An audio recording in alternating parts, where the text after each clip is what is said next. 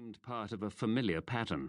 The well-cut dark blue suit that could only have come from Savile Row, the old Etonian tie, the silvering hair.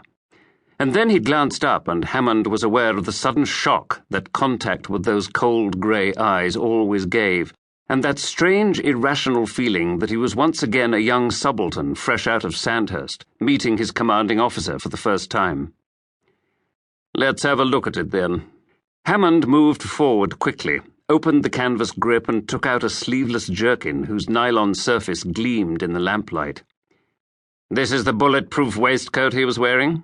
Mallory asked. "That's right, sir. Manufactured by the Wilkinson Sword Company. I believe they prefer to refer to them as flexible body armor." Mallory weighed it in his two hands. "It's heavier than I had imagined.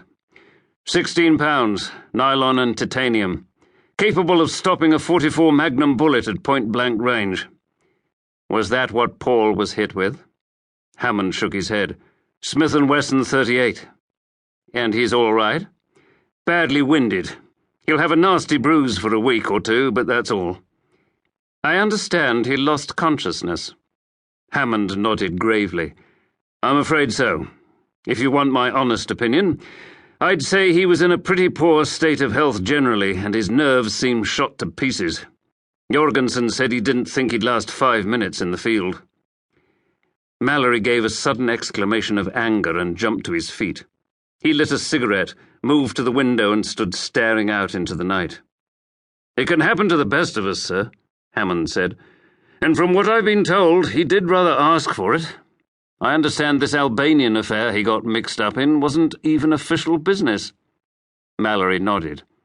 "That's true, although the outcome was important from our point of view." "What happened, sir?" "I sent Chavasse to Albania last year to make contact with what's left of the Freedom Party there. He had a rough time, only just got out by the skin of his teeth, so I gave him some leave. We had a girl working in our S2 organization in Rome, a Francesca Minetti. Italian father, Albanian mother.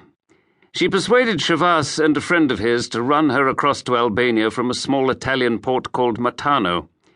Her story isn't important now, but Chavasse fell for it. He must have been mad. No reason to doubt her. She'd worked for the Bureau for several years, remember. I appointed her myself. She took us all in. A double agent, presumably? That's right. The whole thing was simply a rather clever ruse to enable the Albanians to get their hands on Chavasse, and it nearly succeeded." "What happened to the girl?" "Oh, she got what was coming to her, but not before she'd stuck a knife into Paul. Nearly finished him off. In fact, you could say that she succeeded in the final analysis." "Was there an inquiry?"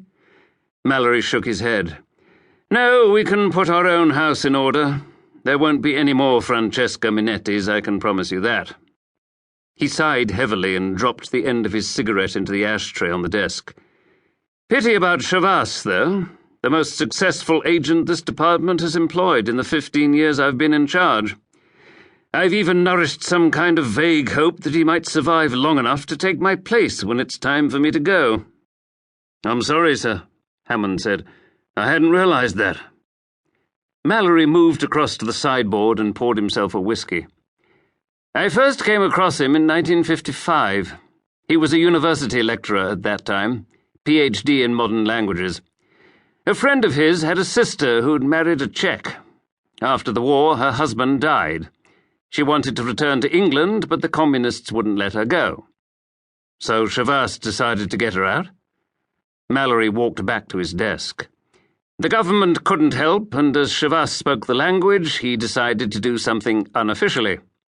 It must have been difficult, especially for an amateur.